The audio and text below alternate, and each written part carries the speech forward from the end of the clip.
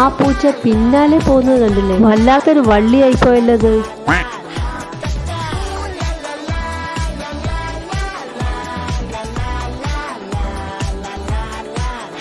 ഇതിപ്പോ വല്ലാത്തൊരു അലാക്കിന്റെ അവലും കഞ്ഞിയാണല്ലോ.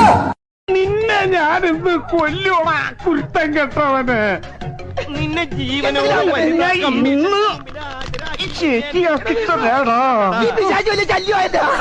ഞാൻ നിനക്കൊരു ശല്യാണെന്ന് എനിക്കറിയാം. ഇത് വല്ലാത്ത കുരുപ്പ് തന്നെ. വീണ്ടും അത് കാലിൽ വലിഞ്ഞു കയറി പോകുന്നു. മറ്റൊരു വികൃതി കുട്ടപ്പനെ കണ്ടോ?